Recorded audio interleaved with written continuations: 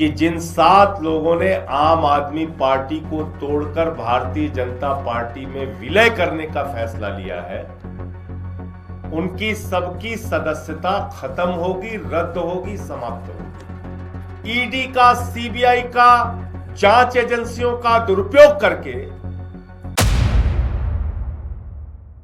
क्या राजनीति में कभी ऐसा हो सकता है कि मतलब जो नेता अपने देश के अंदर बिल्कुल अजेय माना जाता हो, बेहद आक्रामक हो, वो अचानक से अंतर्राष्ट्रीय मंच पर जाकर एकदम खामोश या कहें कि रक्षात्मक दिखने लगे? ये एक बहुत ही जटिल स्थिति है। देखिए, घरेलू मोर्चे पर अपनी ताकत दिखाना और फिर उसी ताकत को वैश्विक मंच पर बनाए रखना, ये दोनों बिल्कुल अलग खेल हैं। बिल्कुल, और दोनों के नियम भी बिल्कुल अलग होते हैं। हाँ, और आज की जो हमारी विस्तृत चर्चा है ना, वो इसी मनोवैज्ञानिक और राजनीतिक विरोधाभास को खंगालने पर है। सही कहा। और आज हमारे पास इसे समझने के लिए एक बहुत ही दिलचस्प स्रोत है। ये आम आदमी पार्टी के नेता संजय सिंह की एक हालिया प्रेस कॉन्फ्रेंस और उनके बयानों पर आधारित है। आज का हमारा मिशन यही है कि हम इस बात को डिकोड करें कि कैसे एक नेता स्थानीय दल बदल या विधायकों की खरीद फरोख्त जैसे जमीनी मुद्दों पर बात करते करते अचानक से देश की विदेश नीति और राष्ट्रीय सुरक्षा पर इतने तीखे हमले करने लगता है। लेकिन चर्चा में गहराई तक जाने से पहले ना, मुझे लगता है हमें एक बहुत जरूरी बात साफ कर देनी चाहिए। हाँ बिल्कुल। आज के स्रोत में जो दावे और आरोप हैं, वो राजनीतिक रूप से बहुत ज्यादा संवेदनशील हैं। मतलब इनमें सत्ताधारी दल और देश के शीर्ष नेतृत्व पर सीधे और गंभीर आरोप लगाए गए हैं। एकदम सही बात है। और इसीलिए ये बताना बहुत जरूरी है कि हमारा ये शो किसी भी राजनीतिक विचारधारा का पक्ष नहीं लेता है, चाहे वो वामपंथी हो या दक्षिणपंथी हो। हाँ, हम यहाँ किसी भी दावे का समर्थन करने या उसे खारिज करने के लिए नहीं बैठे हैं। हमारा एकमात्र मकसद सिर्फ शोध सामग्री का निष्पक्ष विश्लेषण करना है। तो चलिए सीधे मुद्दे पर आते हैं। बिल्कुल, शुरू करते हैं। तो शोध की शुरुआत होती है सबसे ताजा घटना से, जहां आम आदमी पार्टी के 7 सांसद भारतीय जनता पार्टी में शामिल हो जाते हैं। और वक्ता ने सीधे तौर पर कहा है कि इनकी सदस्यता रद्द होना तय है। पर यहाँ मुझे एक बात खटक रही है। मतलब भारतीय राजनीति में दल बदल कोई नई बात तो है नहीं। हाँ, ये तो है। फिर इस मामले में वो इतने विश्वास के साथ सदस्यता जाने की बात क्यों कर रहे हैं? देखिए, इसके पीछे का जो तंत्र है ना, उसे समझना बहुत जरूरी है। वक्ता यहाँ सिर्फ हवा में राजनीतिक बयानबाजी नहीं कर रहे हैं। तो फिर वो क्या कर रहे हैं? वो सीधे संविधान की 10वीं अनुसूची का सहारा ले रहे हैं, जिससे हम एंटी डिफेक्शन लॉ या दल बदल विरोधी कानून कहते हैं। वो उसकी तकनीकी बारीकियों को पकड़ रहे हैं। थोड़ा रुकिए। जो लोग राजनीति को इतने करीब से नहीं जानते, उनके लिए इस 10वीं अनुसूची का व्यवहारिक मतलब क्या है? मैं बताती हूँ। इसे ऐसे समझिए कि पहले क्या होता था कि कोई भी चुना हुआ नेता जीतने के बाद अपनी सुविधा अनुसार पार्टी बदल लेता था। हाँ, वो आया राम गया राम वाली राजनीति। बिल्कुल वही।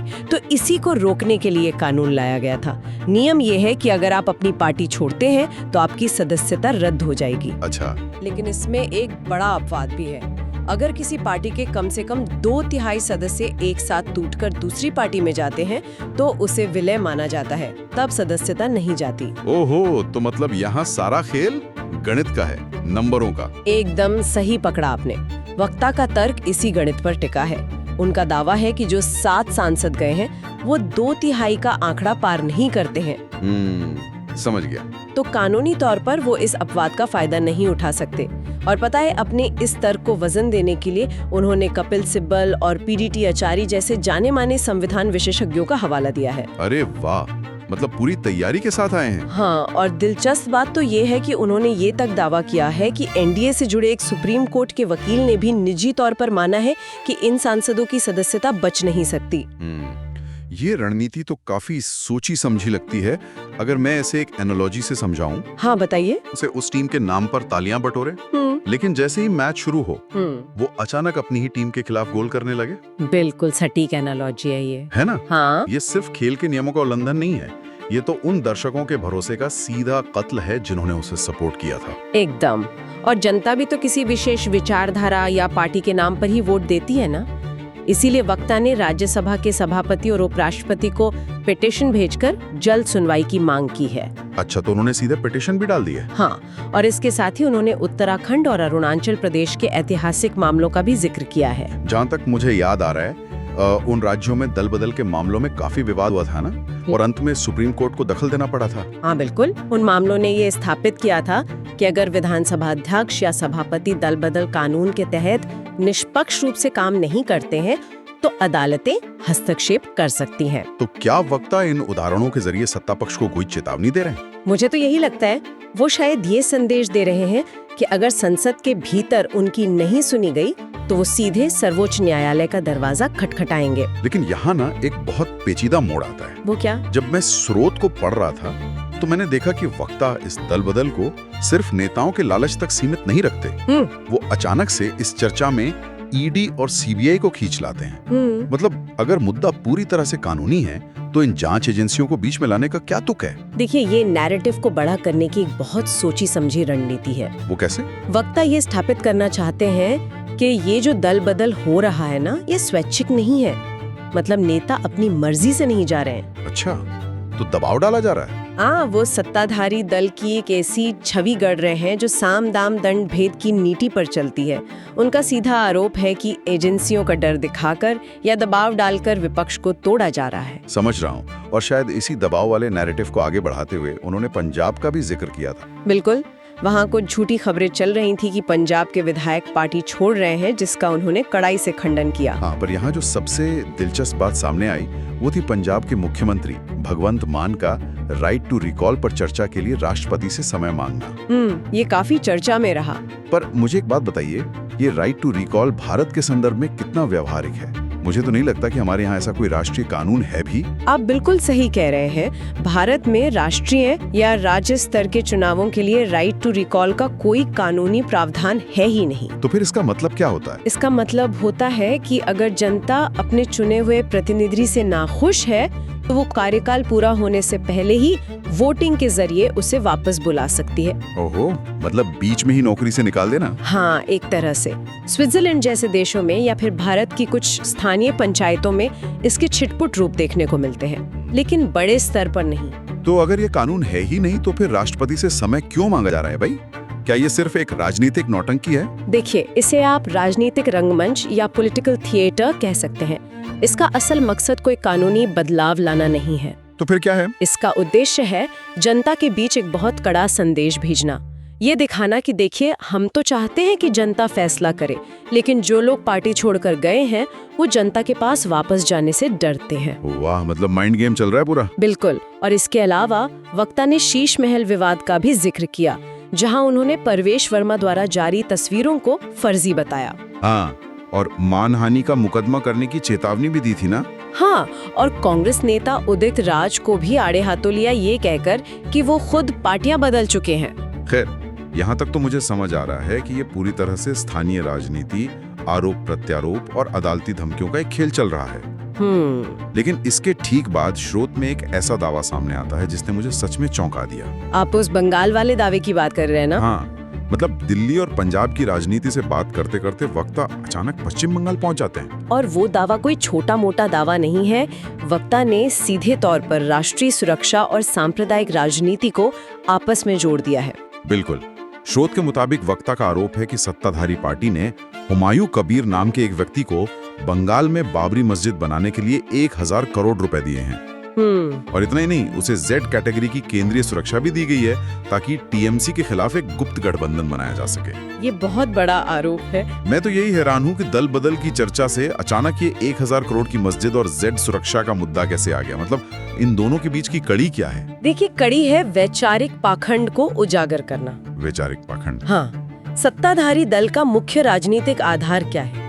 उनका हिंदुत्ववादी और राष्ट्रवादी नैरेटिव, जिसमें राम मंदिर एक बहुत अहम स्तंभ है। बिल्कुल, वो तो है। तो वक्ता यहाँ श्रोताओं के दिमाग में एक सवाल डाल रहे हैं। वो कहे हैं कि जो पार्टी एक तरफ राम मंदिर का श्रेय लेती है, क्या वो राजनीतिक सत्ता हथियाने के लिए पर्दे के पीछे से बाबरी मस्जिद बनाने वालों को पैसे और सुरक्षा दे सकती है? ओह, तो ये सिर्फ भ्रष्टाचार का आरोप नहीं है? बिल्कुल नहीं। ये सीधे तौर पर उनके कोर वोटर बेस के मन में संदेह पैदा करने की एक कोशिश है। एकदम सही समझे आप। वक्ता ये दिखाने की कोशिश कर रहे हैं कि सत्ताधारी दल के लिए कोई विचारधारा मायने नहीं रखती, उनके लिए सिर्फ सत्ता पाना जरूरी है। और जब आप किसी संदिग्ध व्यक्ति को जेड सुरक्षा देने का आरोप लगाते हैं तो आप इसे सिर्फ राजनीतिक मुद्दा नहीं बल्कि राष्ट्रीय सुरक्षा के साथ खिलवाड़ बता रहे होते हैं। हाँ, ये एक बहुत ही आक्रामक रणनीति है। तो अगर हम देखें घरेलू मोर्चे पर वक्ता ने सरकार की एक ऐसी तस्वीर उकेरी है जो बेहद ताकतवर है, एजेंसियों का इस्तेमाल करती है, विपक्ष को कुचलने के लिए कुछ भी कर सकती है और वैचारिक रूप से समझौते भी कर सकती है। लेकिन यहाँ से स्रोत का दूसरा आधा हिस्सा शुरू होता है और वो मुझे और भी ज्यादा दिलचस्प लगा, क्योंकि यहाँ से चर्चा पूरी तरह पलट जाती है। बिल्कुल, यहाँ वक्ता घरेलू राजनीति से निकलकर सीधे वैश्विक कूटनीति पर आ जाते हैं और सरकार की जो छवि वो यहाँ पेश करते हैं वो पहले वाली छवि के बिल्कुल उलट है। हाँ, यहीं पर वो स्कूल प्रिंसिपल वाला विरोधाभास सामने आता है, मतलब घर के अंदर एकदम आक्रामक और बाहर की दुनिया में दब्बू। सही कहा। और इसकी शुरुआत उन्होंने की अमेरिका में पूर्व राष्ट्रपति डोनाल्ड ट्रंप की रैली में हुई गोलीबारी की घटना से, जहां प्रधानमंत्री ने उस घटना पर ट्वीट किया था। हाँ, ट्वीट में लिखा था कि लोकतंत्र में हिंसा की कोई जगह नहीं है।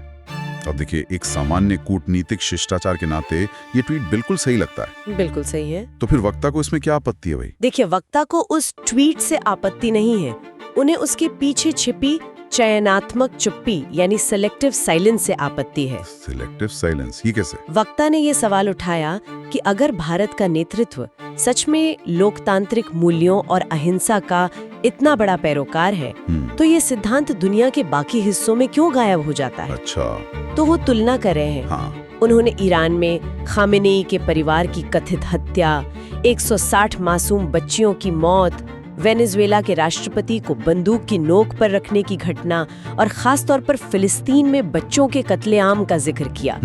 लेकिन एक मिनट, क्या दुनिया का कोई भी देश हर घटना पर प्रतिक्रिया देता है? नहीं, ऐसा तो नहीं होता। कूटनीति तो अपने हितों को देखकर चलती है ना?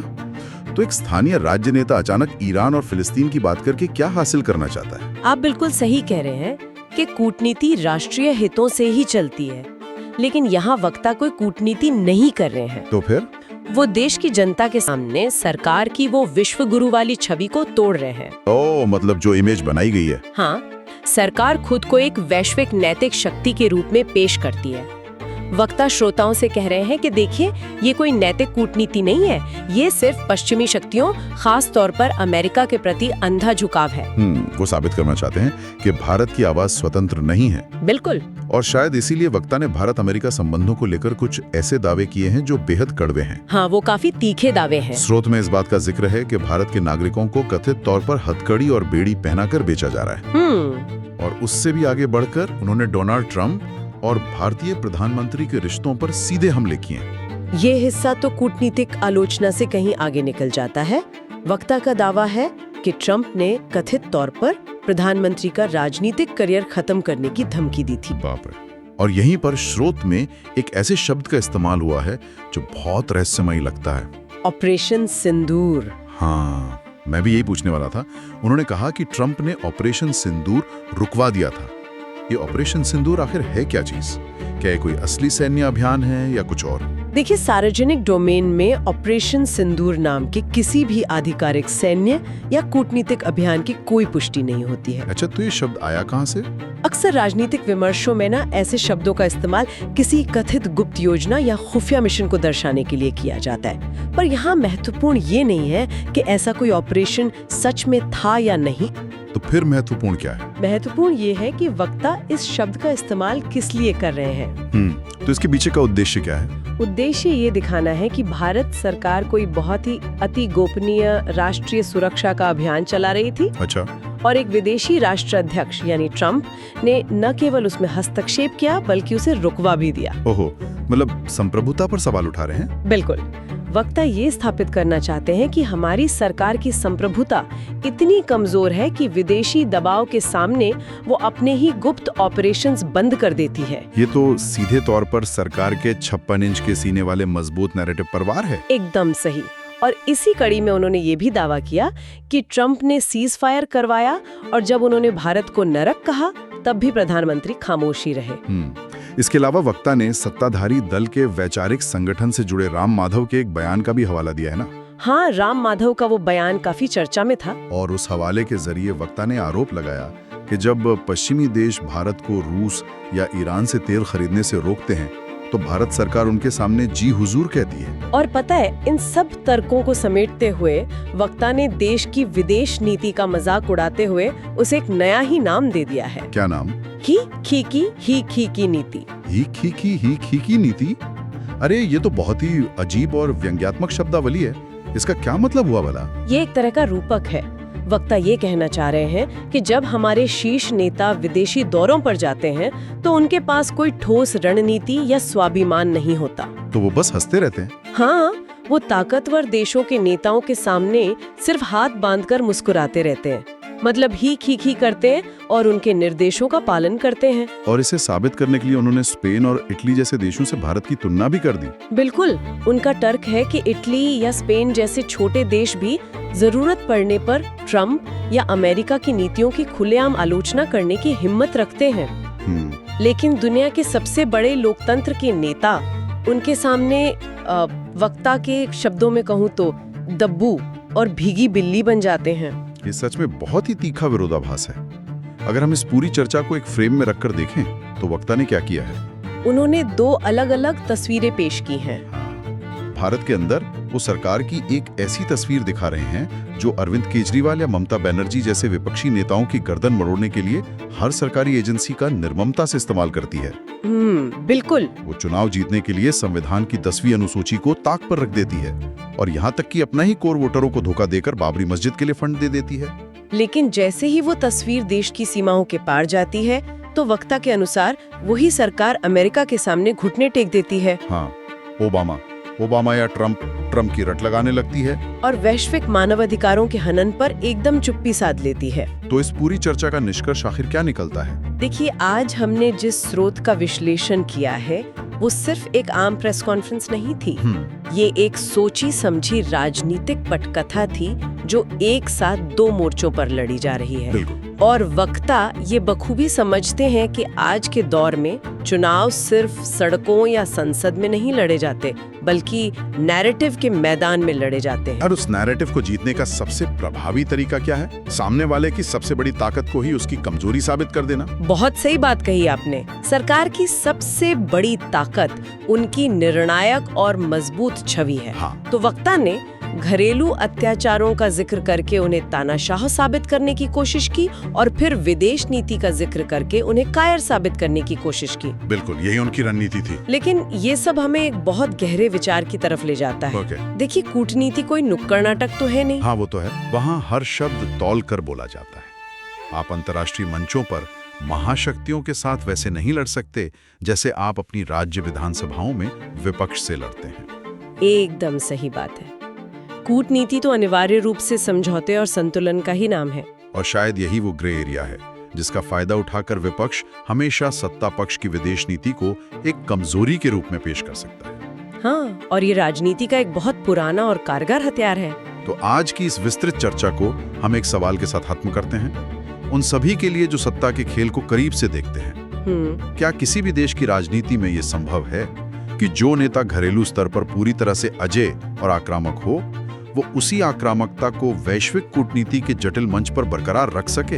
ये एक बहुत बड़ा सवाल है। या फिर अंतर्राष्ट्रीय दबाव और कूटनीतिक वास्तविकताएं इतनी भारी होती हैं कि घर का शेर बाहर जाकर हमेशा शांत होने को मजबूर हो ही जाता है। ये एक ऐसा विरोधाभास है जो सिर्फ भारत नहीं बल्कि दुनिया के हर ताकतवर लोकतंत्र के गलियारों में गूंजता है। इसी विचार के साथ आज की चर्चा को यहीं विराम देते हैं।